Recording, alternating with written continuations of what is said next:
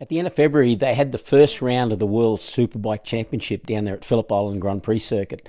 And anybody who watched that would have seen a domination by Ducati.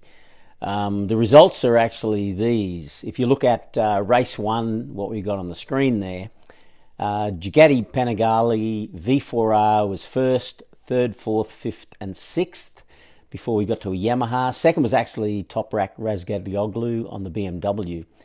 That was race one, and then when we get into the Superpole race, we've got Ducati in the top five positions before we get to the first Yamaha. And then in the second race, Ducatis again dominated, taking the first six positions before Andrea Locatelli turned up on a Yamaha to kind of break that domination, I guess, in some way. So over the course of that weekend, the Australian Superbike Championship was also held, and I took the opportunity during the podcast that I had recently with Mike Jones to ask him about the performance of Ducati. Ducati also won the first round with Josh Waters at Phillip Island in the ASBK, in addition to this domination that they had in the World Superbike level. So please welcome Mr. Mike Jones, where we talk about this Ducati performance at the Phillip Island Grand Prix circuit.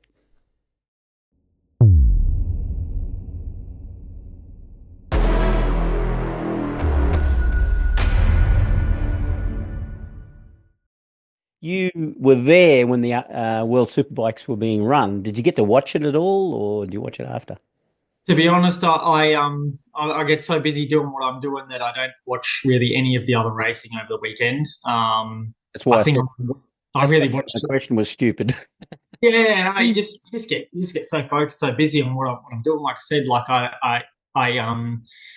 there seems to be a lot of you know, between the practice sessions or the races, like a lot of thinking goes into it, trying to work out what to do better, like also from my riding, but also like things with to do with the bike, just trying to refine everything that last little bit. So, and that just seems to take hours. Like it's not something that just takes 5 minutes. So, by the time I get through all that and get myself ready for the next session or the next race, then it's time's gone and I haven't seen anything. So, Yeah. um, yeah, I probably only seen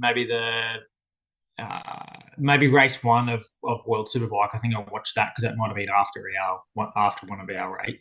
We finished our day. You know what I mean? So, Yeah. um, Well, but probably the big thing that that jumped out at me is the dominance of Ducatis in World Superbike. I mean, what's your take on that? Because it's. I mean, you've even got a situation. I think it was six of the top eight or something. Or eight of the top 10 or something with Ducatis. Um, we've got Bulega, who's annihilated everyone. In terms of time frame, they're coming around turn 12, and he's already turned turn one. Um, and you've got private teams, ahead of factory teams. What's your take on that whole scenario?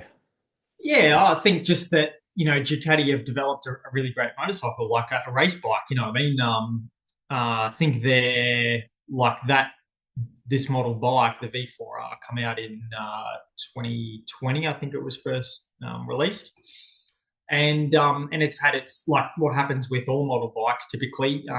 In the first, I guess 3 4 years or whatever of it coming out, like they do some decent updates to it, which we've seen with that model bike. I think they've had probably two or three big updates to it. So they started with a uh, quite a good race bike, and then they've updated it since then. So um, it's purpose built for the racetrack. Like it's so you know what I mean. Like it's not like they've built a street bike and then try to take it racing. You know what I mean?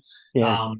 So I think that when we see at Phillip Island, like this particular circuit, just like the strengths of the Ducati work so well there. Yeah. Um, as in from the engine point of view, like they have a lot of revs. I think they rev to like 16 and a half or something Yeah. like that. So a lot of revs to work with. And that bike makes a lot of power in the top part of the rev range. And at Phillip Island, you're in the higher gears, in the higher RPM just for so long. So I think that's where it sort of why it's so good there, you know. Yeah. Whereas once you go away to some of the other tracks, you know, where some of the other bikes, you know, work better at a lower RPM, and still make really good power there, well, maybe they can, you know, make up for it. But yeah, I think even from a chassis point of view and everything, like, you know, obviously it's not just the it's not just the power. It's not like you can go really slow around the turns and have all this power and it makes up the difference. Like it's, you know, say in Bulega's case, like he's going around the turns just as fast as everybody else, and then having the extra with the power, you know, I mean, compared to the other brands, then that's where you see the difference, I think. But and like for whatever reason, he's just in the zone there, like, you know, to beat other riders Yeah. that are also on the same bike, you know. So he's riding the bike really really well. But yeah, that's how I think of it. That's how it comes across to me. He did it exactly that last year as well. You know, he cleaned up in the races at the just at the front end. Because that track is, you know, the least amount of braking on their circuit anyway, the least amount of braking and the highest average speed, isn't it? So, Yeah, it's a lot of time spent at lean angle. Like a lot of the time, you know what I mean. You've got the bike leant over. You're not, you know, sort of not up and down. You know, you're yeah, big sweeping turns and stuff like that. So probably something else I'd say is that from an electronics point of view, like I don't know, saying well, Superbike, I don't really know. I assume that, you know, between brands they can still run high level electronics between all of them. So it probably it probably shouldn't really be something that's going to be make a difference as such. But whatever they're doing from an electronics point of view is yeah, making a big difference, you know. So yeah. Ant it's West talked about this. And you know, this is straight out of Australian motorcycle news. That they quoted him as saying when he was asked what was needed to compete with the Ducati at Phillip Island, and he said we need 5 to 10 more horsepower, and we need world championship level. What is it, Morelli electronics like they use? He said he can hear the Ducati when he follows Josh, it's a completely different in the way it works the tire. So Josh apparently can crack the throttle open, whereas Ant was saying he has to manage it a lot more. As soon as the Ducati stands up, it takes off. And he tried to mimic that, and he just burns up his tires. And I saw that, you know, particularly in the Philippines, just coaching, you know, the myriad of students have all got Panigale V4Rs over there. How significantly different it was in, you know, compared to the Kawasaki's we were riding. But, you know, does that relate to what you were talking about, you know, when it comes to electronics? Yeah, so I guess like, you know, in our championship it's a little bit different because say the Ducati, like we each brand like puts forward like the electronic system that they want to run or that they can use. Yeah. So like I mean with Ducati they can run Magneti Marelli, Yamaha we use the YEC, Honda has HRC. Um, there is the option to run a Motec system across all brands of bikes, but it's the Magneti Marelli system. I mean, I don't know the numbers and I don't know the specifics of it exactly, but it's seen as being a superior system compared to the other systems available. Right. I can only go on my own experience. I rode on that system back in 2017 when I went over and did the European Stock Thousand Championship. I rode the Stock Thousand. That was the 1199 Panigale back then, the V twin. Yeah. But man, like exactly what he's talking about, Westy's talking about there with the electronics, like you're not controlling it so much in your hand. You know, you can just roll the throttle on.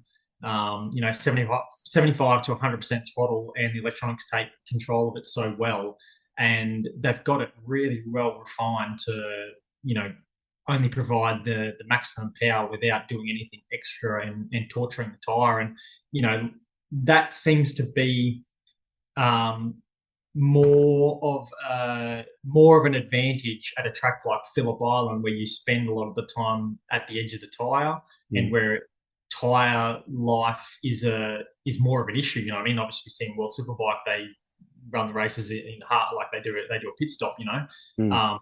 our races are 11 laps. We're at the limit of what the tire is allowed to do there.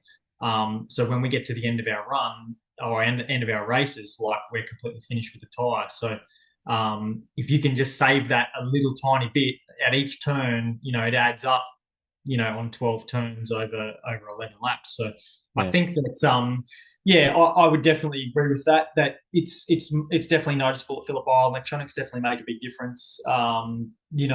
They're like I said, it shouldn't make so much of a difference in World Superbike because World Superbike they're all allowed to run, Magneti Morelli or whatever. They should be able to all run that system, I think. But in ASBK, it's different because we're not all allowed to run that system, So that's where there can be an advantage from one to the other. But yeah, I do think that but like I said again, based on my experience with riding, like the way that system works, it's very confidence inspiring. I mean, it almost seems like you can't crash on it. Like it gives you so much confidence to just you roll the gas to a certain point, and from that point on, the electronics are doing all the control, and it doesn't matter how much extra throttle you want to give it. It's not gonna step sideways. It's not gonna spit you off. It's not gonna spin up too much. So there's a lot of confidence and a lot of control there from the electronics. Whereas I feel similar to how Westy said that on the Yami, we're doing a lot in our hands. Like, Mm. yes, for sure, we've got electronic control and it's helping a lot, Mm.